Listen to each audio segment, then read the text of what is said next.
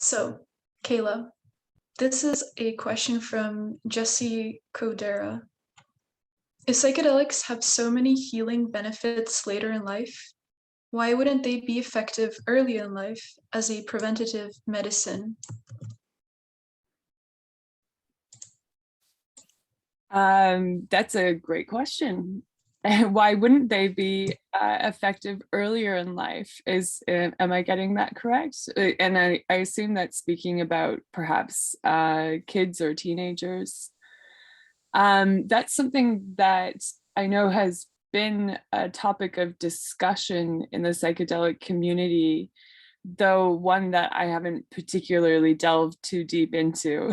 I think there's probably complexities there that are better suited or would be better addressed by somebody with more experience in child or adolescent mental health, which hasn't particularly been my focus. I think I would be concerned about the same structures that I've talked about and perhaps have discussed in my talk about children's autonomy, capacity to consent, capacity to understand the treatment. I think all of those themes would be present and amplified, certainly in the case of kids. So it would be something that I would approach with a lot of caution, though I wouldn't completely take it off the table.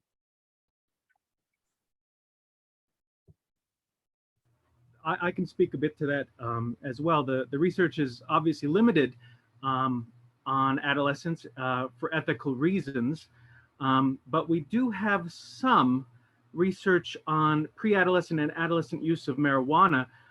Cannabis, according to one study, can increase the likelihood of adult schizophrenia as much as 10 times. And so that is a major concern developmentally, going through hormones.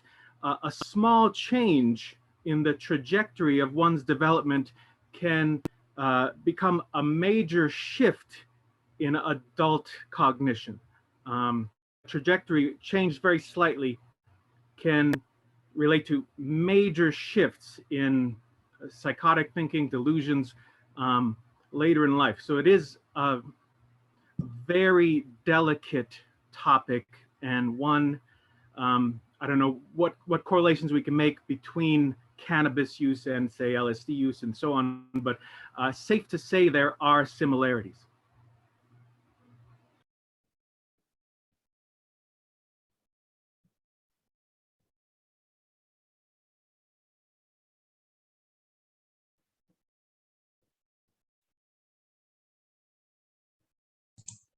I've been asked a couple of times by people if I would ever give my children, if I ever had any children, psychedelics, and I've responded to that question by saying potentially. Is the development of schizophrenia or mental illnesses in children as a result of psychedelics something that can be avoided by certain precautions? Well, I assume it's mostly like the developmental of that biological cognitive signature naturally. There are predispositions genetically, hypersensitivity, and even though we've done away with, at least popularly, the term psychotomimetic, we can't do away with the fact that the literature suggests that the cognition induced by psychedelics is nearly identical to that of a schizophrenic. So inducing hypersensitivity, what's called latent inhibition, lowered latent inhibition, as seen in thought-disordered schizophrenics, is also seen in psilocybin use and assumedly LSD use. And the research on that's done by a German named Spitzer. But similarly, you have cognitive models developed for schizophrenia, not just latent inhibition, but semantic priming. And so you see hyper priming in people who are taking psilocybin, where they're associating ideas that they typically never would. And so the high IQ schizophrenic also does that. And so you have Carson did some research actually with Jordan Peterson back before he became the weird superstar he is today, into this idea of hyperpriming seen in thought disordered schizophrenics and the benefit of that. So it may not be pathologizing psychedelics, but actually shifting the entire understanding of this neurodivergence that we see in schizophrenics or schizotypal cognitive signatures, if that makes sense. We just had a comment in the chat from Dan saying that it should be noted that indigenous cultures have integrated youth with plant medicines for millennia.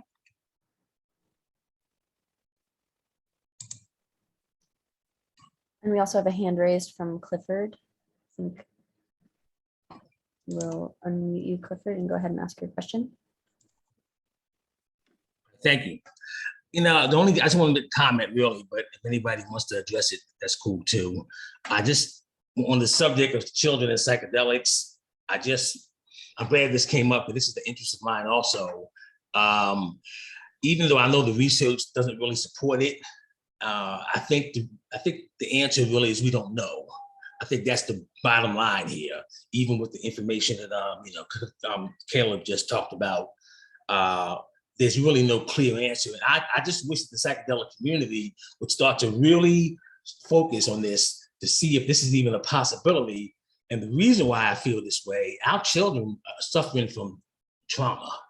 I mean, it's ridiculous. I mean, I live in Philadelphia, and the children that are losing their parents, the gun violence, that are abused. It is so much going on, and not just here, other places, and not that like throw like news current events in there, but these mass shootings. There are a lot of children who are victims, either of the shootings themselves or of again losing loved ones. So at the very least, we should start exploring: are psychedelics a potential, a tool to help address this trauma? I think the reality is too deep not to address it and start really thinking about it. Move very slow, of course. We don't want to fuck no kids up. Move real nice and slow. Take time. Get some research done. Everybody's researching topics.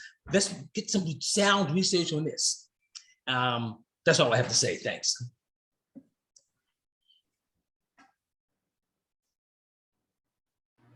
There is a good point there. In terms of psychedelic use and treatment for trauma, and especially in children, again, that is ethically ambiguous, although the literature with cannabis use has been replicated enough to this point that we have a pretty good sense of what it does and the dangers associated with pre-adolescent and adolescent use of psychedelics. But more to your point, Clifford, is that we see, especially with ketamine use, the sooner that you administer the ketamine after the given trauma, the less likely that that trauma would develop into PTSD. And so the Veterans Administration and the government has actually latched onto this research, and this is where we're seeing S-ketamine being given, the thought was on the battlefield, so that when the trauma occurs, they can very quickly administer the ketamine before it solidifies or concretizes into a traumatic memory that then would, the treatment of PTSD is, it's pretty dismal literature. So yeah, I think we'll see more of that. As for the applicability of other psychedelics and how close we are to the traumatic incident, and then the effectiveness of metabolizing those traumatic memories.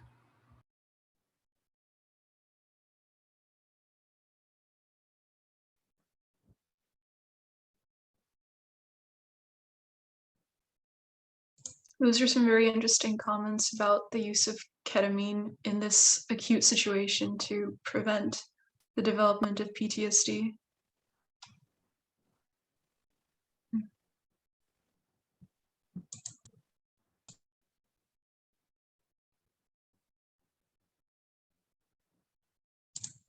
There are a lot of messages in the chat.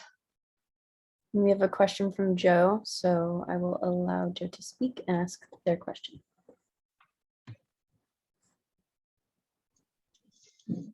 Hey, can you all hear me? Yes.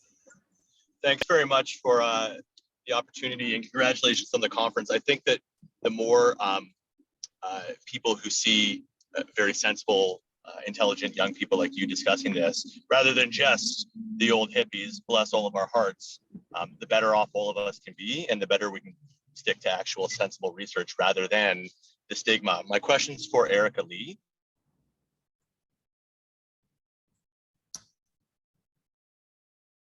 Do we want to wait until we go around, or Aileen, is it okay to ask the question now? Let's just ask the question to Erica Lee. Go ahead.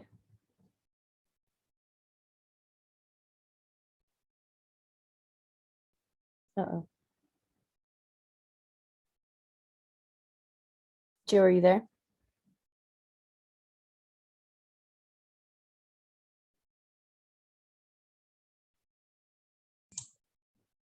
Hello, Joe.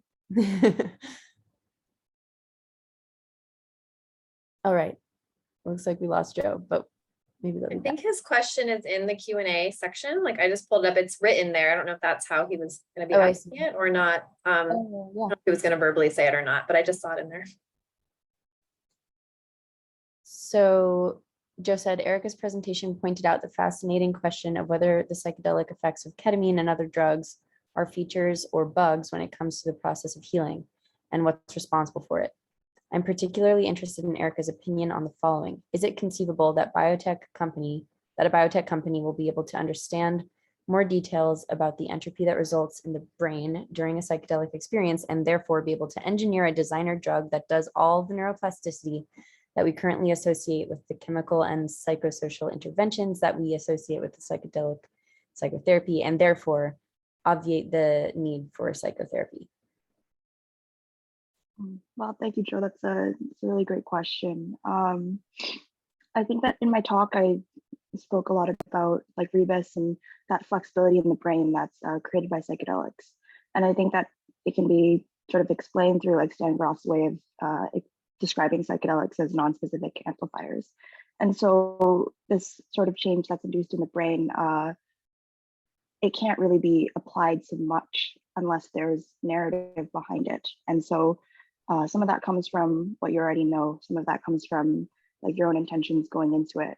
But you sort of only know what you know going into the experience. And so the presence of a psychologist or someone to guide you, I think, is most important. And I don't know if there's the possibility of creating a drug that can like target those brain changes in the same way that a psychedelic paired with psychotherapy would. And I'd love for everyone else to like put their input in on this, because I think it can be applied to a lot of these clinical application talks. Mm-hmm. On that point, I don't want to dominate the discussion here, but there is an important distinction to be made between S-ketamine and then its chiral opposite, R-ketamine. So the isomers make a difference in that R-ketamine has many of the benefits, just from the minimal research I've seen, the benefits for trauma, for depression, although it is not, it does not bring the full dissociative state that you see with S-ketamine. And so I think we'll probably see a transition towards this R-ketamine version of the substance in the clinics, as it is, like you said, something we're trying to, how can we have the benefits without the full psychedelic, I mean, the messiness of having to drive home from the clinic, for instance, the safety concerns and so on.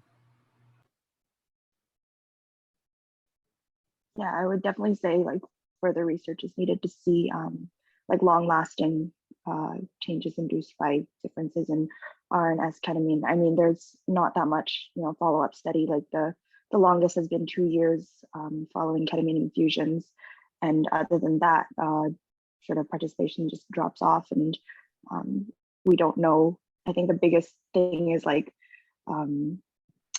in some studies where there's like limited psychotherapy and integration sessions, we sort of see a struggle of like the lack of lasting change in depressive symptoms and other conditions. And I'm sure that, yeah, once we have more information, we'll know that like we'll know whether psychotherapy is essential for ketamine therapy. My 2 cents is that psychotherapy is very essential when it comes to psychedelic or dissociative type therapies. I think you will never achieve as much healing as the combination of psychotherapy with the drugs. And in my opinion, the solution is oftentimes psychotherapy and, you know, addressing the root of these issues, and drugs make it possible to better engage in that psychotherapy. To bring in a specific philosophical point of view to this, the research that I understand into psychotherapy shows that really the commonality in psychotherapy for it to be effective is the relationship between client and therapist. What I understand to happen in a lot of psychedelic sessions is increased openness, increased perception to one's interconnected nature, one's, you know, maybe larger sense of self, which includes other people.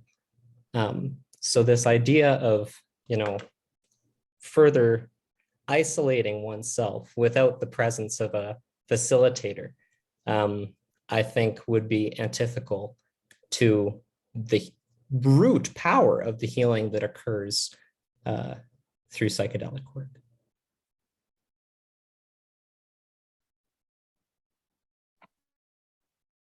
Yeah, I agree. I think a pitfall of current ketamine therapy is just the lack of the lack of psychotherapy in a lot of practitioners. You know, they just give them a very high dose. People get into the KO phenomenon, and you know, people aren't really able to talk about things. So I think there's definitely a balance there. You need both, I think. I am really curious about the use of a model that uses less psychotherapy initially to bringing people along in a journey where I think depending on where you're starting at, I think there is sometimes a usefulness perhaps to exploring that altered state with less psychotherapy for some people and moving along that process. So I would be curious to see more work in that space rather than just kind of either or models.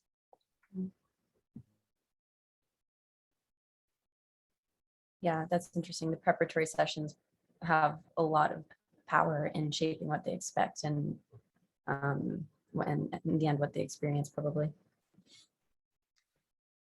Craig has raised his hand.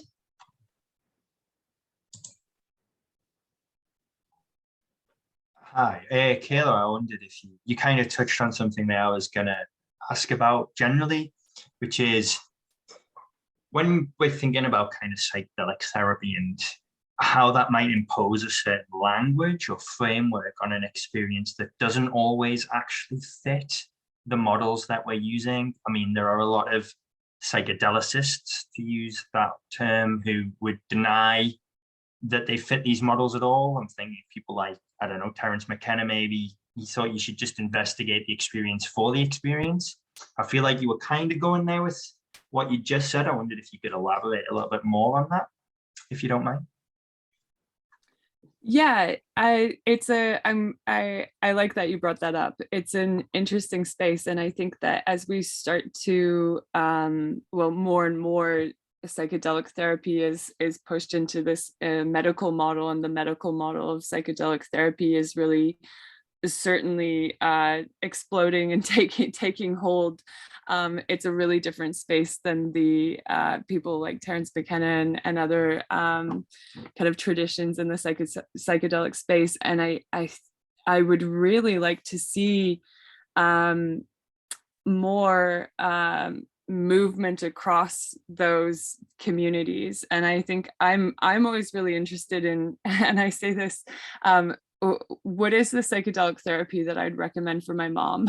And how would my mom be, what would she be comfortable with? I want to make things, I mean, no shade to my mom, but I want to make things kind of less cool sometimes, so that it opens it up to a wider range of people who maybe, like you were saying, that language around the psychedelic community, I don't think it speaks to everyone. It's not in everybody's vocabulary, but bringing people in stages in that journey. And that's why I've started to become a bit more warm to the idea of like the non-psychedelic experience psychedelic, where it's maybe that's something that's the first step in this, or maybe an experience of an altered state of consciousness without the intensive psychotherapy, because psychotherapy is very confronting for many people. I think a lot of people aren't ready to engage in that process quite a bit yet. So thinking more about what are the steps along this, that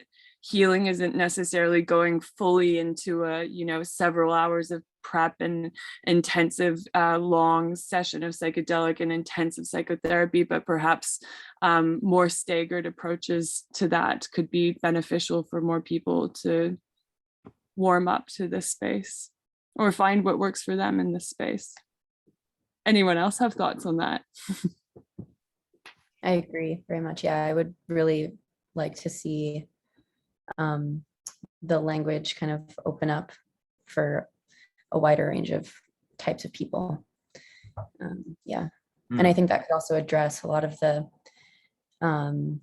inequalities that we see, because a lot of the communities that aren't really accessing psychedelic therapy are doing so potentially because they just haven't been exposed and don't have the language and don't feel comfortable like talking in that way or participating in something so intense.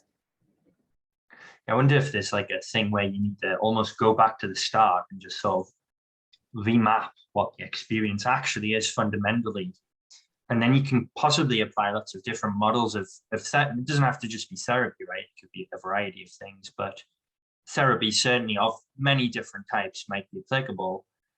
But I guess we almost need to just fundamentally understand more about what some of these terrains are, because not all of them are super personal. There are all kinds of things that can come up. Anyway, thanks for your thorough answer. It's like really interesting. Thank you, Craig, for your question. Yeah, I agree with Craig's sentiment. Definitely different type of therapies work. It doesn't just have to be exclusively psychotherapy. There's so many modalities, and there's also modalities like outside of psychology and therapy, different cultures and whatnot. Got to be culturally relevant for, different folks, different strokes and whatnot. And I agree with Kayla too, like the incremental approaches are important, especially for some people with maybe really intense trauma, for example. You don't want to just dive really deep into some very traumatic event. That incrementalist approach I think could be very useful for many folks for sure. And in terms of incremental, of course, you have to introduce the idea of microdosing as opposed to a high dose intensive single session. How to possibly incrementally introduce a sort of exploration of our defenses or openness that's introduced over several therapeutic sessions. But in terms of what Craig said about language and models, so like I previously mentioned, the semantic priming model and of spreading activation, and how do we associate one idea to another in terms of ourselves and our understanding, our identity, our social self and ego. Those all come into play with an intensive psychedelic session. So how to use that model that is developed for schizophrenia into the psychedelic session. The same with lowered latent inhibition. We're going to see genetic correlates to that. Some people are more sensitive than others, and some people have a dramatic experience induced from the same batch and the same dose that another person might fall asleep. I mean, it's that dramatic, the individualization. And that's why if we're going to approach it scientifically with the replication factor, the focus is going to need to be within subject replicability. So when this one person takes this dose of DMT, they go to this very specific place, this very specific state of consciousness with the ancestral experience or whatever it might be that induces. The UFO experience of Strassman, I mean, those are very specific and individualized, but the fact that we have across the whole patient population, they had more or less the same experience with the same entity. Dropping that word entity into the literature is a dangerous, but you're starting to see it more and more, this idea of spiritual interaction. And when we're talking about language, of course, then introducing the language of the original use of these sacraments, the language of shamanism, and to some degree, what are the universals of shamanism and how can we integrate, I mean, the relevant aspects of the shamanic journey and shamanic healing into the therapeutic session, if at all possible.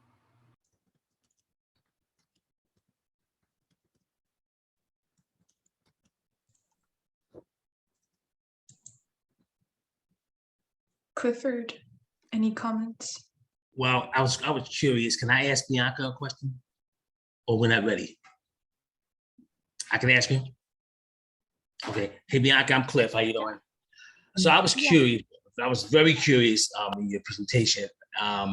You know, in 2018, University of Connecticut at Stores, Connecticut, there was a phase 3 MAP-sponsored, you know, MDMA therapy trial for people of color, for BIPOCs, and you know, to look at obviously trauma, but also microaggressions. And then it was just shut down real quick. I am curious, in your deep dive into the racial inequalities in clinical research, did you get any information about this clinical trial? Did it come to your attention? And then did you also get any information about why it was shut down abruptly the way it was? And for some reason, nobody is allowed to talk about it, including the investigators in the trial, whose names I won't say. I'm just curious, what do you know about this? Yeah, thanks for bringing that question up. I had come across that study while doing my research. There was a couple articles on I think it was an MDMA trial for like racial trauma that I had read about it. And it was just very disheartening kind of to read. I think it was one of the first, excuse me, I think it was one of the first trials with BIPOC individuals also having BIPOC therapists on board. And just to hear that the trial was shut down because of a lot of harm was coming up for the participants, for the therapists, researchers involved, was just very disheartening to hear. And just kind of from my perspective from it, I think since it was one of the first trials to be done, I think we didn't really know what to expect, what would happen, because it had never been done before.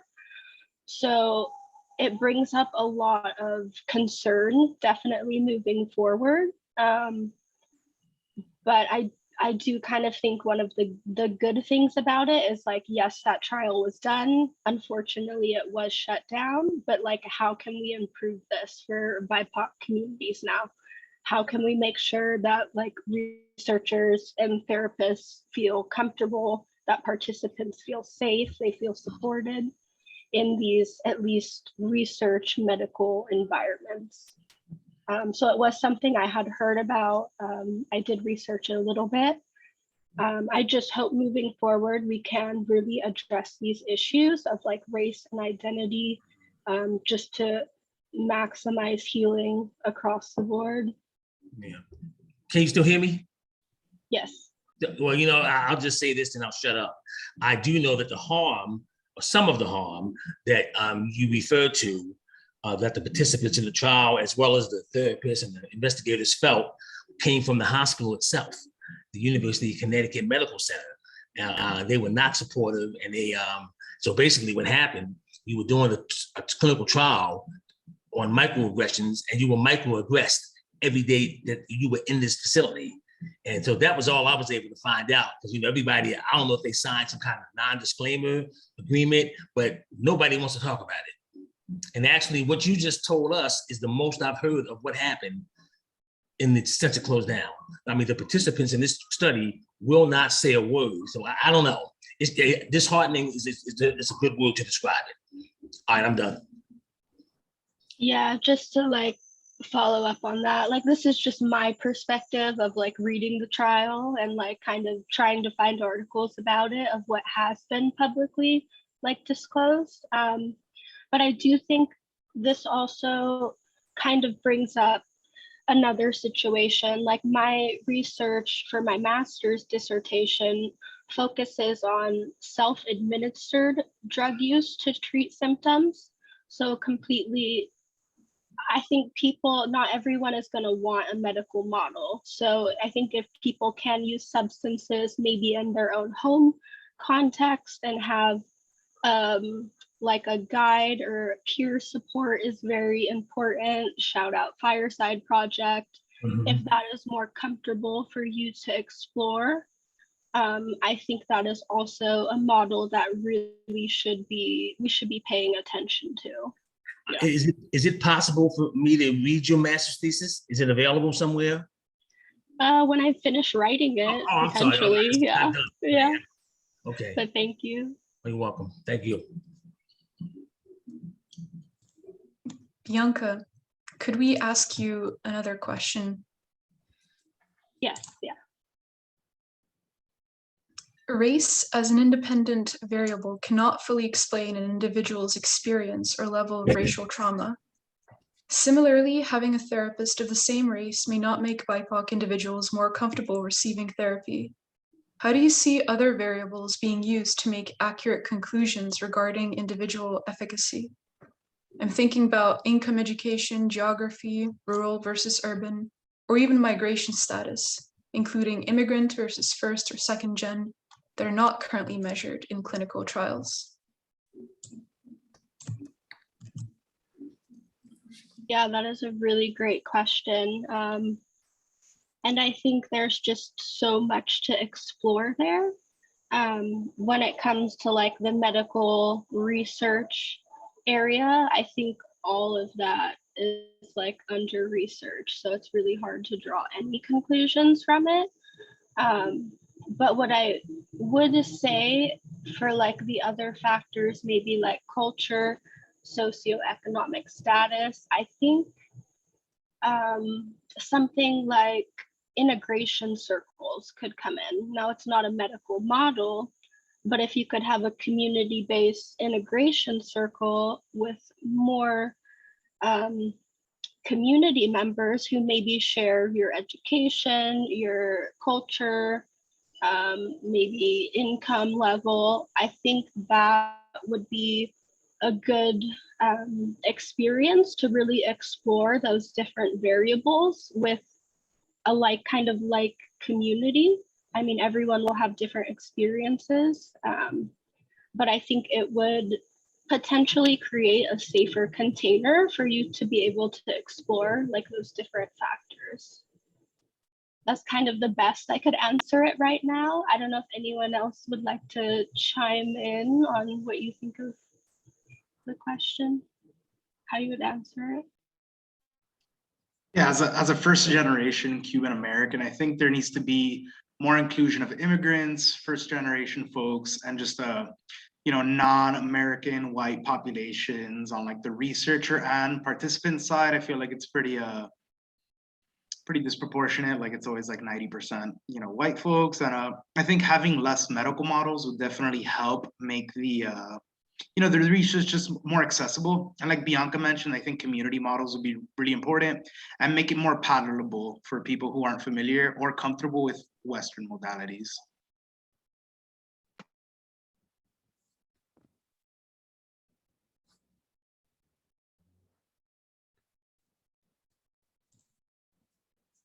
How about a question about therapy in the context of race and identity? Are there any unforeseen issues that might emerge from identity-based specialization of psychedelic therapists? Should psychedelic therapy be standardized by labels of identity? And I guess this question applies to more speakers. Can you repeat the question one more time? I will read the entire question with the parts I excluded. Would race or identity-tailored psychedelic-assisted therapy create greater division, separation, or connection? Or does it support the notion of shared humanity? Are there any unforeseen issues that might emerge from identity-based specialization of psychedelic therapists? Should psychedelic therapy be standardized according to identity labels?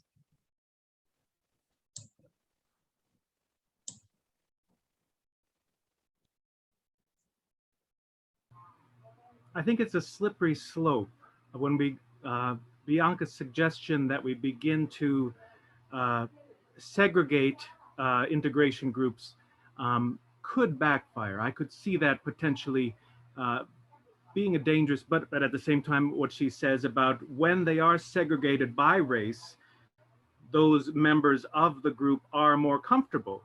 And that makes sense. There is some research in that direction that is controversial, to say the least. But like my own background, my grandmother was a Sami shaman of northern Finland, and I would love to really immerse myself into that interpretation and use of psychedelics from my own background, and that. But at the same time, when I am fully immersed in, say, the Shipibo tribes of the Upper Amazon region, I still had a very personalized and ancestral connection, even though I'm having it in a culture which is so diverse and divorced from, my own ancestry and lineage. It still makes itself very present and makes itself known to me. So yeah, it's a very delicate subject, though, for sure.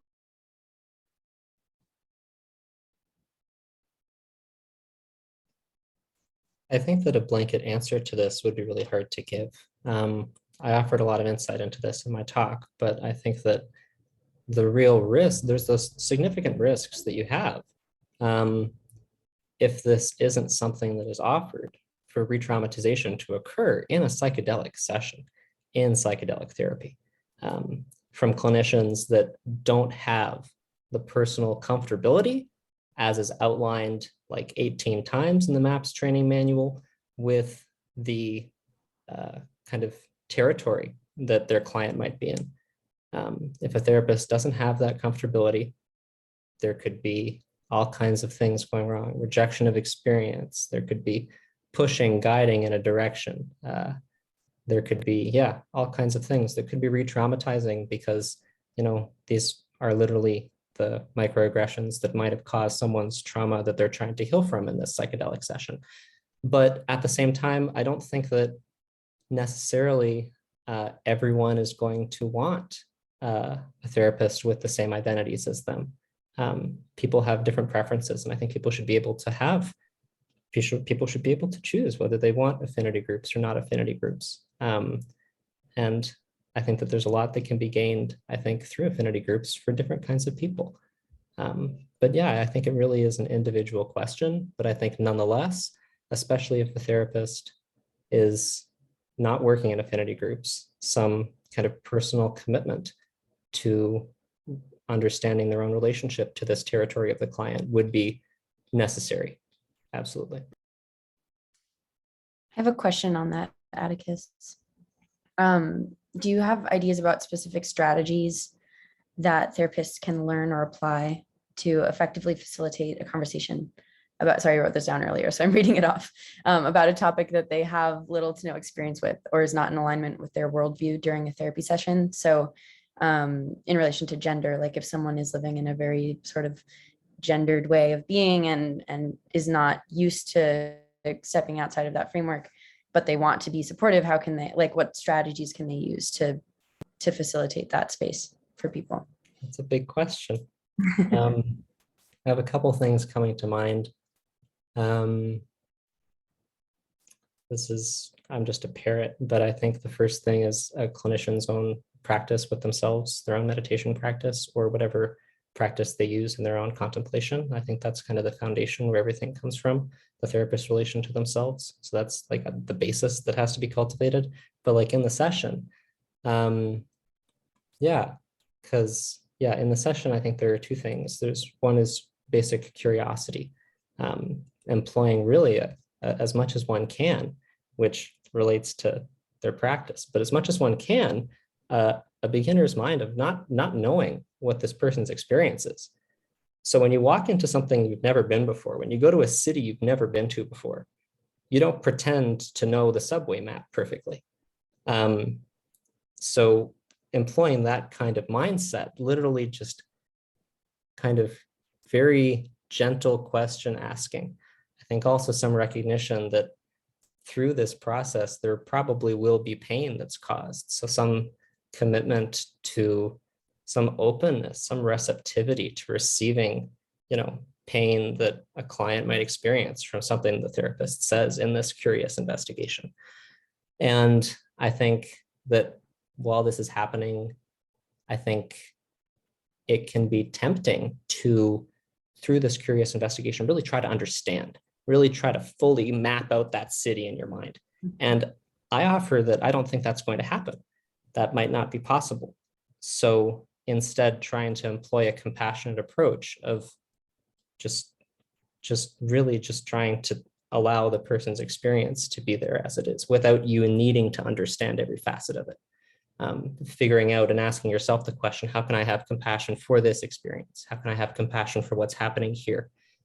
Especially when you're like, I am lost. I don't speak Finnish and I am wandering around like a head cut off chicken. I think that's what I have to offer. But there could be 20 more things. That's just a basis. Thank you. New Jersey has been keeping their hand up for a while. Hello, do you hear me? Mm-hmm. Yes. Fantastic. Okay, so I put a question into the Q&A first in the chat and then in the Q&A for Atticus. I very much liked your presentation. It was very smooth, well prepared, and there was very little fluff in it, which I liked. It's like a shot of espresso for the mind. Delicious. So the question that I have was about the conception of brilliant sanity and the way that it was used, particularly in the New Age movement, and the way that it's now used in a psychedelic psychotherapeutic environment. I personally, I would concern myself because the question is about the way that I'm trying to figure out the way that you understand the concept of brilliant sanity and the way that I understand the concept of hypersanity, because I like Neil Burton. You might have heard of him. Beautiful cats. But a very good synchronistic thinker between traditional Indian philosophy and the scientific rigor of English-speaking countries. I believe he works at Oxford, Cambridge, one of the two. And in the society that moves beyond postmodernism and the aggressive intellect, the violent intellect, the Mars of the mind, in a compulsion for deconstruction into a new construction, which some people say metamodernism, some people say the new sincerity, like David Foster Wallace. I am very much a Kierkegaardian kind of guy. I very much appreciate that tool imagery that you have in your room, delicious. The super rational. The question that I have when you're talking about compassion, ethos, and the way that I changed out from economics to psychology is SEC meant Security Exchange Commission for me then. It means sympathy, empathy, and compassion for me now, which is much preferred. I agree with you that we have to keep this as a therapeutic ethos because experience happens first, understanding happens later. And in the negative, this is particularly experienced when you talk about trauma and re-traumatization. The question that I really have with you is because the problem that I have dealing with complex trauma as a patient and now trying to get into doctoral work, speaking particularly about diagnostic juxtaposition on complex trauma and body physiology, is that people falsely believe that they have to cognate fractal dualities, which is why they muddle themselves because they cannot experience the ephemerality of fear at the level of their own bodies first. And this is something that I've come across with my internship in mental hospital tremendously, irrespective of the religious tradition that they affiliate with. I personally am a practicing Roman Catholic, but I have a lot of Buddhist friends, and I appreciate the way you speak about these things. So the way that I'm trying to figure this question out, and the way that you're thinking about this, hopefully we can meet halfway, is I believe the therapeutic process at the simplest definition is the decoupling of fear towards the coupling of love by understanding what fear of love is at the unconscious level contrived. To give you a better idea, the Zizekian paradox is that the less you believe in something, the more it rules you. And this is basically the existential crisis, at least in the Kierkegaardian sense. Your thoughts? My thoughts. Yeah, okay. Yeah, I have a lot of thoughts. I think that there's a lot of similarities in this idea of hypersanity. I mean, R.D. Laing was a close friend and associate of Ed Podville, who is the founding psychiatrist of the modern Western theory of contemplative psychotherapy. So there's a lot of overlap in some of the ideas and theories of transformation that occur there through sanity. I think that one of the differences is you use the term new construction. And I think that there would be an argument that there's no construction. There's no construction project actually that is occurring in brilliant sanity, simply a sweeping of the house, simply an uncovering of what's there. And you had some, very strong points on fear. There's a quote from Judith Simmer Brown, Shambhala Buddhist teacher, who says that the boundlessness of our minds gives us vertigo, and we manufacture psychological material to fill up the space. And I think that might be the Buddhist equivalent on the view of this fear that you're talking about. And as opposed to the coupling with love, no need to couple, no need to construct, no need to find, simply allowing would, I think, be the equivalent response there. I could probably ramble on this for a long time, but I hope that I've hit a couple of your areas of inquiry. But thank you. I appreciate the question very much. Gave me a lot of things to further consider.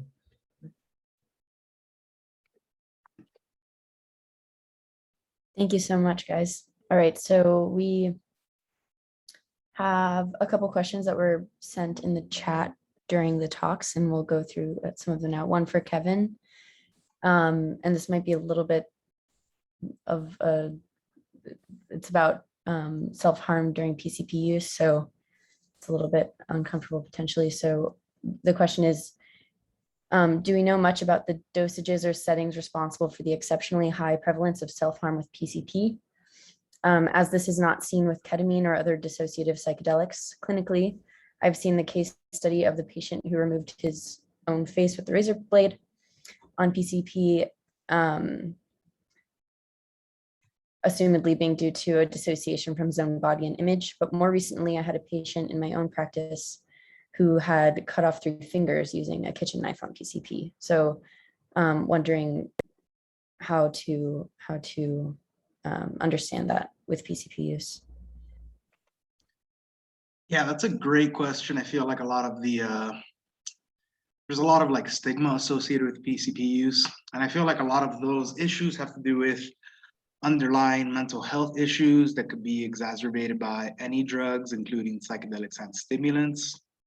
I feel like PCP and its related analogs don't necessarily cause those effects across all populations. Like there's a lot of recent anecdotal data. If you could read like trip reports and whatnot, it's not really a common occurrence. And then I'm also wondering, like, how do we know that's PCP that someone did? How do we know what substance they did it? It could have been anything if we don't if we don't know what substance it is, if it wasn't like tested or something, you know, with drug checking tools. And so, yeah, I feel like it's like underlying mental illness, and this could have happened with like another type of drug. I feel like could also have been something else. Like, are we that certain it was PCP?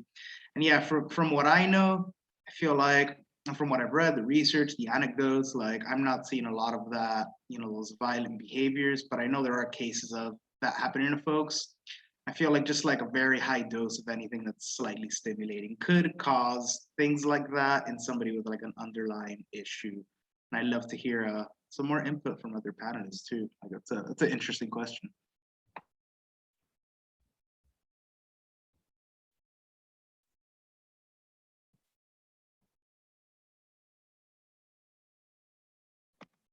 Yeah, I like what Keelan said too in the chat, like recall bias given all the media narrative stigmatizing PCP. It could also like, you know, if somebody's doing PCP, maybe it'll like lead them there in a way, like kind of like priming somebody to feel that.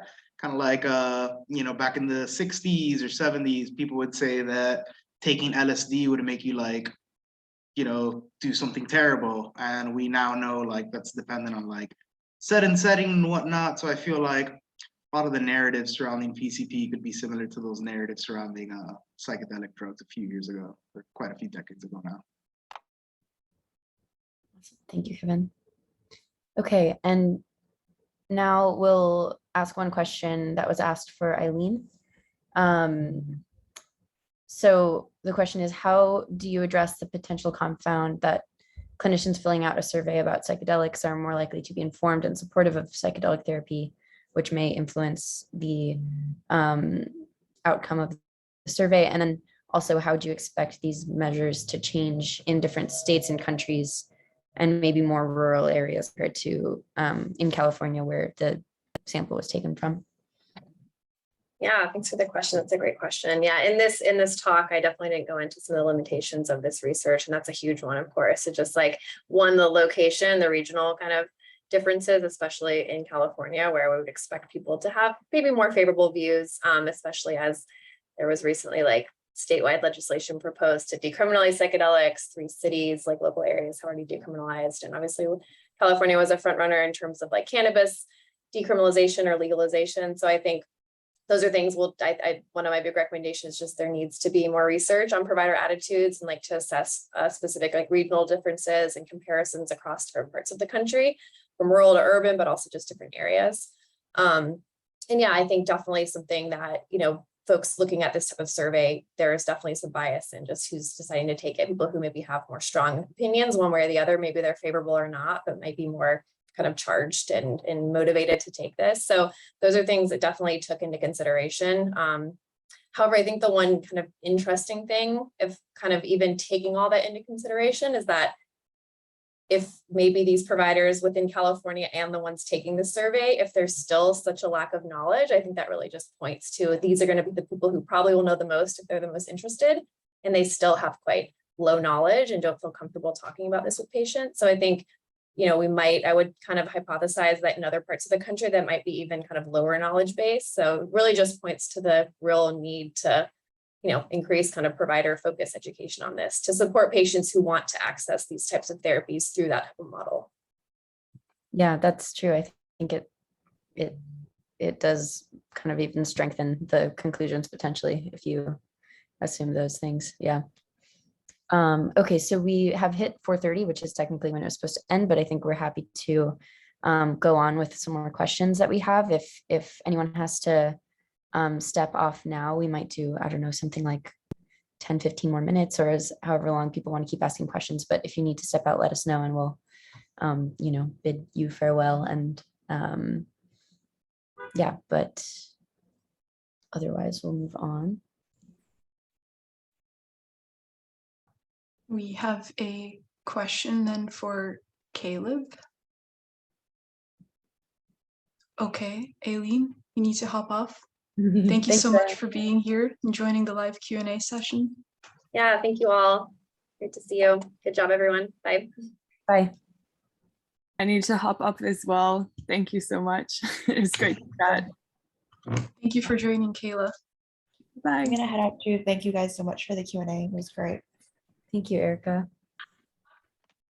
I'm also gonna hop Thanks, off. Erica. Sounds good. Yep. All right, so looks like everyone is ready to hop off. Okay. But if Caleb, maybe you would like to stay for this last question. Oh, if there's one more, sure, yeah. So, what reasons are there to think that this tuning into altered frequencies or domains of consciousness is in any way correlated with access to some fundamentally different reality? What if the revelation of novel information is only a function of altered brain activity, with no connection to any alien or other externality? Do you believe that state-dependent content exists external to state-specific neural dynamics? If so, where is this content located? Where in nature? This is an ongoing discussion on the psychedelic conference circuit. Michael Winkelmann writes quite a bit about your question and his informed sort of neuropsychological interpretation of the fact that all of these people say in Strassman's study can take the same amount of the same batch of the same psychedelic and have the same interaction. So they describe with some presence. And the entity question is, it's a dangerous area to broach, honestly, because it does come with some stigma and some uncomfortable things to consider. And yes, there are many people that tie themselves in knots trying to explain away the spiritual aspect of psychedelics as hallucinatory or some Jungian archetype that everyone just happens to. But the gold standard in this research would be sober entity interactions with multiple witnesses. And that is phenomenal, rare. But when we look at EHEs, or exceptional human experiences, we do have a set of universals that we can look at. And so we get into Harner's core shamanism, or Eliade's universal aspects, the axis mundi, and more into the traditional shamanic heritage literature that I feel can inform our use of these sacraments, as I said before. But it does become, until one does have that experience themselves, it does become an aspect of belief, unfortunately. How to measure those things, and then the anecdotal reports that I feel should carry some credence in trying to understand what is happening here, what is the externality of these non-ordinary ranges of perception. And more specifically, something I've written about is, for instance, dimethyltryptamine. It is a sensory neurotransmitter, although a trace neurotransmitter. We all, I'm sure, know that it is released endogenously from the lungs, from different aspects of the body. The pineal theory is, a little iffy, but that was Strassman's line of understanding what this compound does in the body. The fact that schizophrenics have more of it in their bloodstream is seemingly relevant. But the fact that although present in plants, the idea of a neurotransmitter different from dopamine or serotonin, but the fact that it is different should not mean that the information being transmitted by that neurotransmitter, the lock and key mechanism and so on, the legitimacy of that information is something I'd like to highlight. But yeah, it drops down to anecdotal aspects inevitably. Sitting in a Maloka in the deep Amazon, and the fact that everyone in the room had the same interaction with the same, what they described as a being of blue-white light. That's meaningful stuff. And that, you know, of course, trying to remove any bias, making sure they don't interact with one another. The moment that you share your experience, of course, you can affect the memories of the person who also had that experience.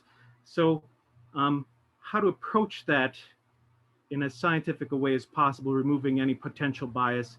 And that is then qualitative research is what we're talking about in collecting the experiences of many people having the same interaction with the same entity on the same substance in the same room. Phenomenal, phenomenal, and uncomfortable as well. These are quite difficult things to parse, but I'm trying to integrate as best I can extremely non-ordinary ranges of consciousness and the memories and perceptions that are often bound when one crosses over, and the non-ordinary ranges of information that the shaman traditionally brings back for the benefit of his society. If only we could simultaneously record neurodynamics or neural activity and qualia in groups of individuals having these exceptional human experiences, potentially shared hallucinations of whatever these apparent entities may or may not be. But that would require... I've shied away from the entity topic for so many years on these conferences, but you know, David Luke and others are now beginning to broach this topic, and so yeah, it's something we'll need to, you know, contend with eventually. You know, the fact that Tiana Nakatl, the Mazatec use of psilocybin from where that kickstarted the whole psychedelic movement in the 60s with Gordon Wasson and so on. How can we ignore and divorce our use of this substance from those, I mean, millennia or you know, centuries of use? Are we going to invalidate all of those cultures?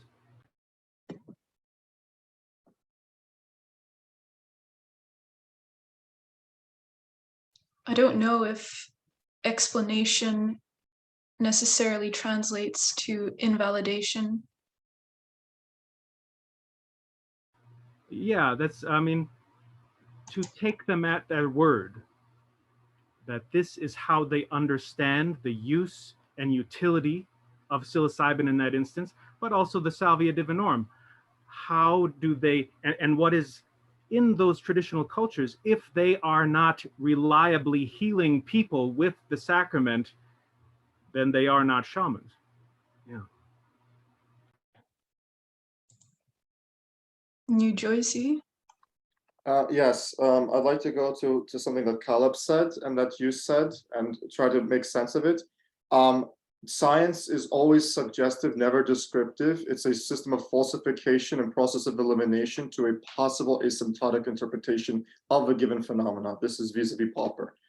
The suggestion that a scientific society can explain the non-waking consciousness of another culture is incredibly arrogant and presumptuous. The language that is developed over centuries in order to be able to describe and then to replicate and to bring together a community in a given non-ordinary psychological state, particularly when that non-ordinary psychological state is not isolative like it is in schits, but communal, it is connecting. So the way we can talk about a shared, or, you know, like the religious instinct of human beings is not an isolating instinct, it's a communal instinct. The problem that I have with science, and the reason why I like the psychedelic community, and why sometimes I have to raise my hand and put a little bit of tapering on it, is because I believe the countercultural element of the psychedelic community is something that I believe Kayla mentioned, that she wants to make psychedelics non-cool for a reason, you know, for given her reasons, is that this countercultural element of continually saying to the scientific community and to the general population that fetishizes the scientific community to understand their limits. right, is to teach them intellectual humility and understand that they have a very powerful tool set to be able to describe the world, but that tool set is constantly expansive, and the tools do not build the original structure that is being fixed or modified.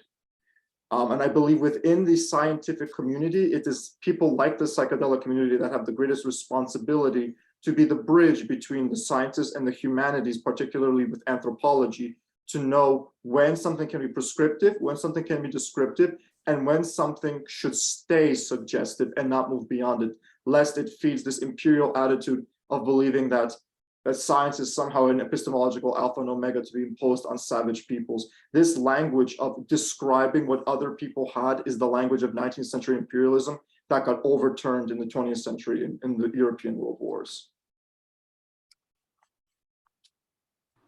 That's very well spoken. Thank you so much for that comment. And yes, when we talk about the arrogance of Western culture and the colonial aspects of these primitive peoples, you know, these are very weighted words of an anthropology that has been done away with, we can hope, but that at the same time, we have this idea of, oh, I'm getting an echo there, I'm sorry. So the arrogance of saying that all of conscious life is bound within our own set of sensory limits. For instance, the visible spectrum, the ceiling and floor of the visible spectrum, to say that that contains the all of consciousness in the universe, to say that all of consciousness and the universe is limited to our own very discrete slivers of the electromagnetism that we can perceive, that is an unfounded assumption that I hope we can do away with. It's basically the electromagnetic version of geocentrism, to say the universe revolves around us and our sensory capacities, and that is that. You know, that's a dangerous assumption when we're talking about arrogant assumptions.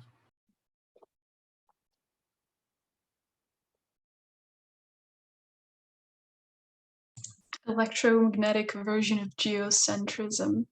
That's a fun phrase to keep in one's collection.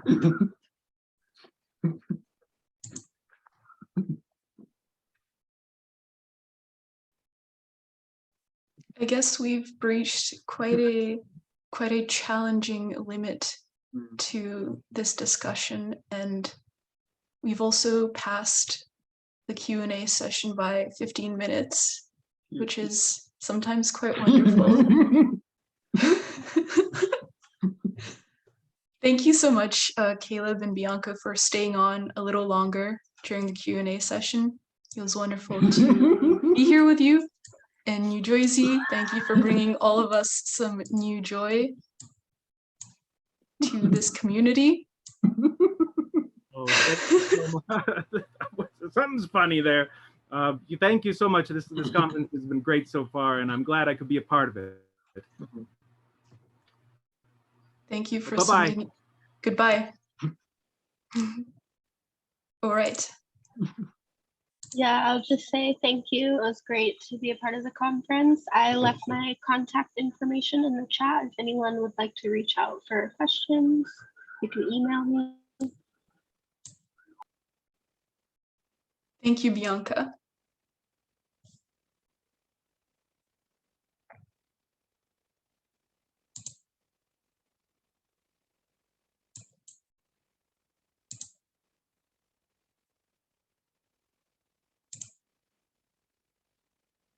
One second.